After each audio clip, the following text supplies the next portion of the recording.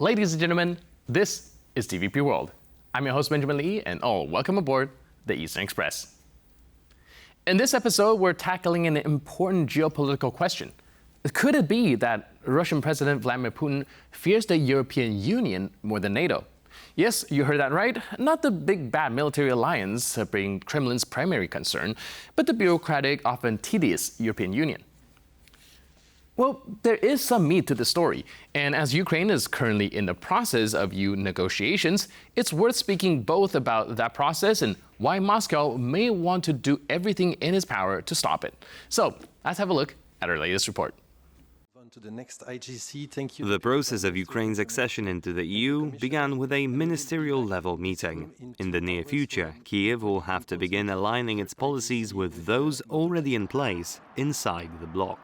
These changes mostly pertain to the justice, trade, agriculture and environmental protection fields, among others. While joining the EU has its obvious boons, Ukrainian Prime Minister Denis Shmyhal also said that accession into the bloc has other, less tangible benefits made visible through the context of Russia's invasion of the country. As a new member, Ukraine would see its democratic institutions, economic resilience and geopolitical stability bolstered just by being associated with the bloc. Ukraine's President Volodymyr Zelensky said that apart from winning the war against invading Russia and joining another Western organization, NATO, EU accession is the top priority of the Ukrainian government. And the Union seems very receptive to the motion, with its top officials often saying that Ukraine should have a permanent seat at the EU roundtable. Despite this, officials on both sides have voiced concerns about Ukraine's journey to becoming a fully fledged EU member, stemming from the presidency of the Council of the EU being handed over to Hungary. Budapest has been opposed to Ukraine's accession and EU enlargement in general.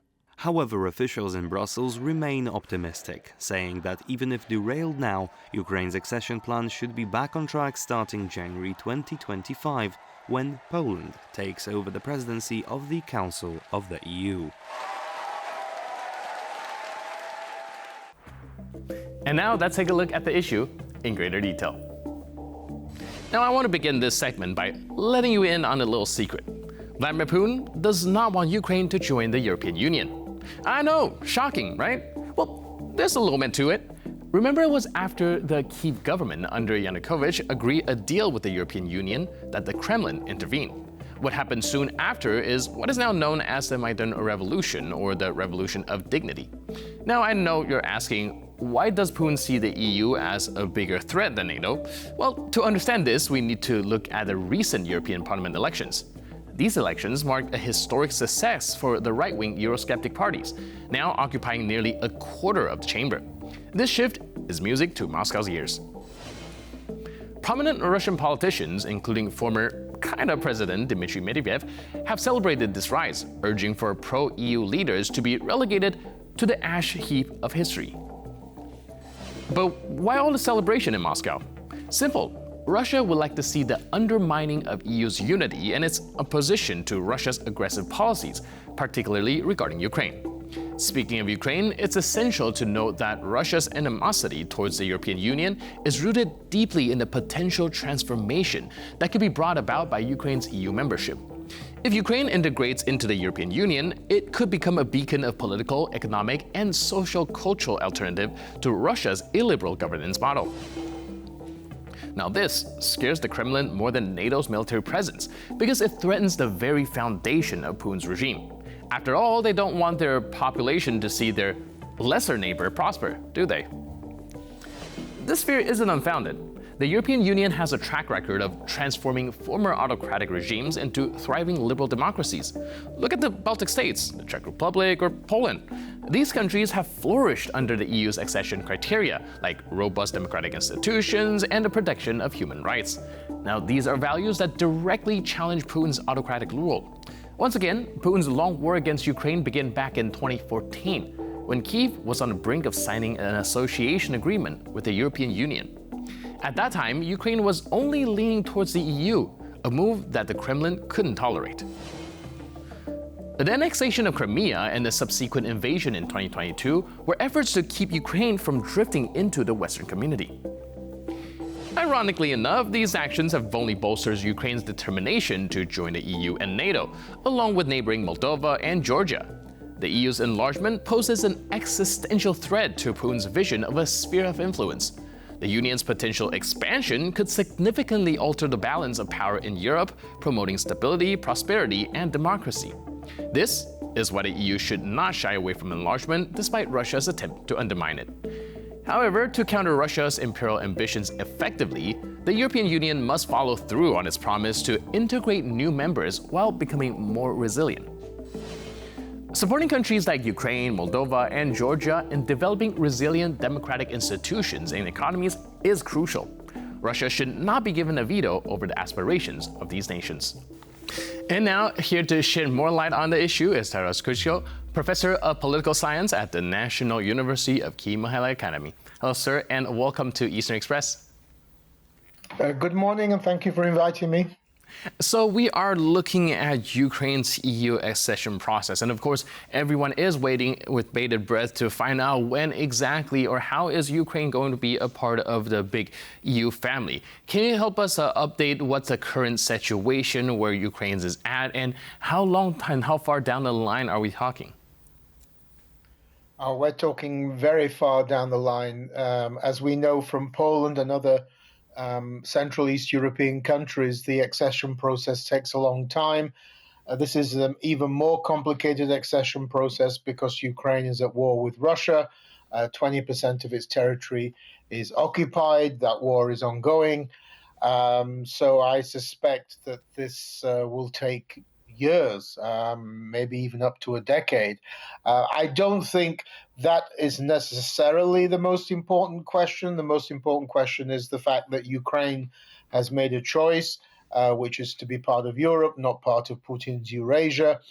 And more importantly, that process has begun. Ukraine's as it were, on the treadmill, on the path to Europe. So it'll be difficult.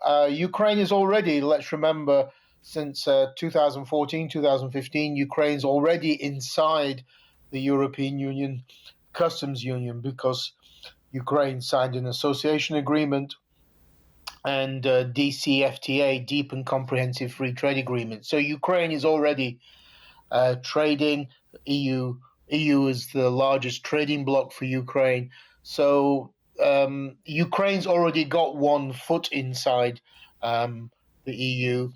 The other foot will take a few years, I think. All right, so we're going to come back and circle back to talk about the accession process, but you brought up something that is very interesting, and I thought you can help us highlight here, is that the choice of Ukraine choosing for a more democratic, more free Europe instead of that of Russian regime. Now, there's this idea being floated around right now that perhaps in some sense, Putin is more afraid of Ukraine being in the European Union than even in NATO because, well, if it's a military kind of alliance, you kind of just beat them to the ground. But as opposed to the fact that if Ukraine chooses ideologically to align with the West, for Putin, it's more detrimental to his own regime that people are choosing a different ideology instead of just kind of being beaten into it. What do you think about this take?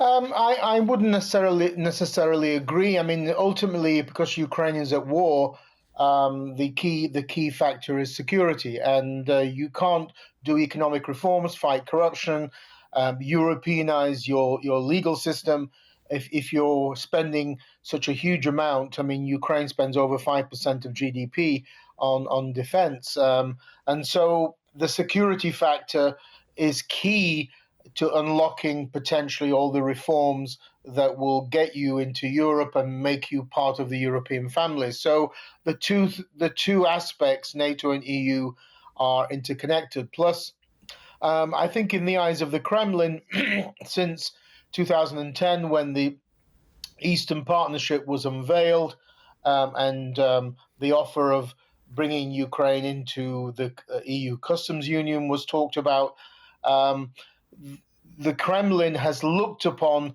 EU enlargement as it sees it in the same negative way as it sees NATO enlargement. So when the Kremlin talks about or demands Ukraine's what they call demilitarization, kind of creation of a neutral state, that neutrality would mean, in effect, Ukraine becoming like Belarus, a Russian satellite state, without being a member of either NATO or the EU, excuse me, without being a member of either NATO or the EU. So Russia's as hostile to both international organizations, and Kremlin propaganda also describes the EU as basically a US puppet organization. I mean, that's how the Kremlin looks at the world. It thinks the US kind of controls everything, US and NATO, and the EU isn't seen in the Kremlin as a kind of independent actor. It's seen as a kind of an agent of American influence, which leads eventually to NATO membership. So it's a kind of a complicated question, but I would say if I was a Ukrainian president, that security is a number one priority, because once you have security, then you can spend less on defense and you can take care of domestic reforms. And so that is key. But of course, Germany and the US are blocking Ukraine's membership of NATO at the moment.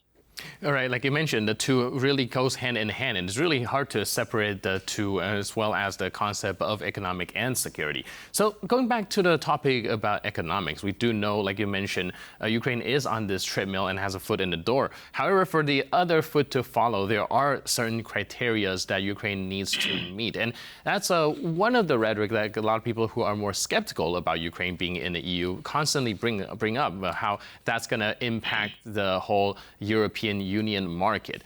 Do you think there's a concern there to be had when it comes to Ukrainian agricultural products, their raw material, the steel, that will severely impact the kind of prices of the European Union, that might be a deterrence for some countries to incorporate Ukraine into the big family? Well, I think it's going to be deterrence for the typical countries that have been milking the European Union's agricultural fund, such countries such as France, for decades. I mean, this was a problem, including for Britain when it was a member of the EU, that France was such a major recipient of agricultural funds. Yes, I think this is more of a realistic problem that needs to be dealt with in the case of Ukraine. But remember, quite a large proportion of Ukraine's agricultural products go not to the EU, but they go to developing world, to the Arab world, to Africa and elsewhere. Ukraine's a major exporter to that part of the world. It's not just to Europe.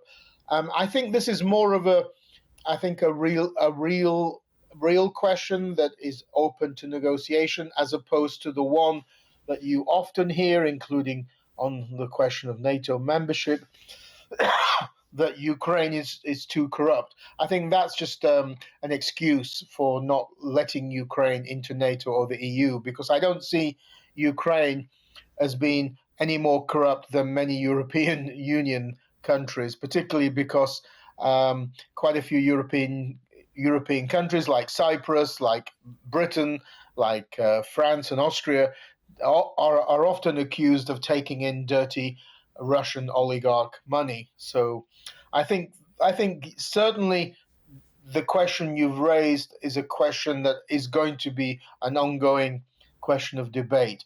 But then this is usually resolved by things like quotas. How much can Ukraine export? And then what it can't export to Europe, it'll export to other parts of the world, developing world in particular. So are you more or less optimistic about being able to actually come to a negotiation and being able to iron these out? Yes, I think so, because in the case of Ukrainian public opinion, Russian military aggression in 2014 and especially 2022 has completely destroyed, and I'm not exaggerating, completely destroyed any pro-Russian sentiment in Ukraine. After all, it is Russian speakers in eastern Ukraine who have suffered the most from the war. And therefore, any kind of pro-Russian sentiment that existed before 2014 is now gone or very marginalized. which means that the only show in town, the only kind of option for Ukraine is moving west, ideologically and psychologically, economically, politically. And therefore, that is happening. It's been happening since 2014. Ukraine's got one leg in the door. The second leg will take a bit longer to get in the door, but it's going to happen. I think that the EU question is decided. Sadly, unlike Georgia, which is regressing from Western integration because of a pro-Russian regime. But in the bigger question is NATO, and here this is the Biden administration and Scholz in Germany, which is blocking Ukraine's entry into NATO, because the two together would be an ideal pact. Greater security for Ukraine would allow Ukraine to deal with all the kind of very deep fundamental questions that you need to join the EU. But the sort of the security question is not being resolved completely, and that I know security guarantees have been given by many countries to Ukraine, but ultimately the cherry on the cake is always going to be membership of NATO. Once Ukraine is inside NATO, Russia will no longer be willing to attack Ukraine and no longer be willing to wage war against Ukraine. So I think NATO is the big question mark. The EU is resolved. All right. Thank you so much for your input and insight, and help us unfold these very intricate puzzle pieces. Really appreciate it, and thanks again for being with us on Eastern Express. Thank you for inviting me. Cheers. And now we're moving on to the Eastern News Flash, a series of all the other stories from the East that you don't want to miss. Russia has proposed broader criteria for adding individuals to its terrorist and extremist list. Critics of the move said that the proposed legislation will be used to crush any and all political dissent. If the bill is passed, Russia's Federal Service for Financial Monitoring would be able to designate as terrorists individuals convicted of spreading, quote-unquote, false information about the Russian military. This is, of course, only if those acts were motivated by political, ideological, racial, national, or religious hatred, a list that is purposefully broad and vague. Human rights activists and opposition figures have condemned the proposed changes, viewing them as a tool for the Kremlin to further restrict the already limited freedom of speech. This is something that Russia has already been engaging in for years, as hundreds of journalists, activists and opposition leaders were or still are behind bars for speaking out against the Russian invasion of Ukraine. Hungarian Prime Minister Viktor Orban has called on Charles Michel, the President of the European Council, to restore the EU's ties with Russia. Now, this news follows Orban's trip to Moscow and Beijing just days after Hungary took over the presidency of the Council of the European Union. During his trip to Moscow, Orban discussed scenarios that would bring about peace in Ukraine with Russian President Vladimir Putin. Critics of Orban's vision of peace said appeasement would not stop Putin's ambitions of conquering Ukraine, and that the Hungarian PM's actions are counterproductive to an independent and free Ukraine.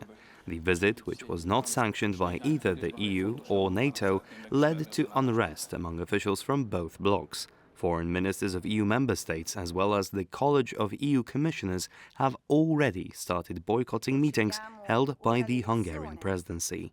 At least 63 members of the EU Parliament have also chimed in, sending a letter to top EU officials demanding Hungary be stripped of its EU voting rights, saying Orban has abused his role in the Council presidency. Since the start of 2024, Ukraine has managed to clear nearly 160,000 hectares of land of mines. Ukrainian military officials now estimate that a 10 times larger area remains mined, warning civilians to stay alert. The demined land has been returned to farmers who now don't have to worry about stepping on explosives while planting or harvesting their crops. Since 2023, nearly 500,000 acres have been demined.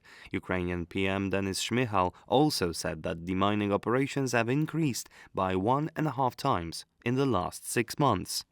This increase, however, is often not enough to keep the Ukrainian civilian population safe. Since the start of the war in February 2022, Russian mines have been the cause of death of at least 297 people. with thousands more suffering serious injuries to the explosives. The Ukrainian security services has also accused Russia of purposefully using anti-personnel mines against Ukrainian civilians, which is a violation of international laws of war. Kazakhstan and Uzbekistan are making significant strides towards reducing trade barriers, aiming to boost economic cooperation and regional integration. Now, the two nations have agreed to simplify customs procedures and streamline regulations at border checkpoints. The move is intended to create a more seamless path for the transit of goods and services. This initiative is part of a larger regional economic plan supported by the United States called B5+1, which includes Kazakhstan, Uzbekistan, Kyrgyzstan, Tajikistan and Turkmenistan. B5+1 is meant to make Central Asia a more attractive foreign investment destination by creating a unified regional market. Leaders of the region's countries are also encouraging the expansion of trade in the area, coming up with ways to make cross-border trade a viable trade option. Kazakhstan's president Kassym-Jomart Tokayev has also been negotiating similar trade agreements with Kyrgyzstan, showing that most countries in the region are on the same page when it comes to regional trade. And that's all on this episode of Eastern Express. But for more news, update, and commentary, please stay tuned to TVP World.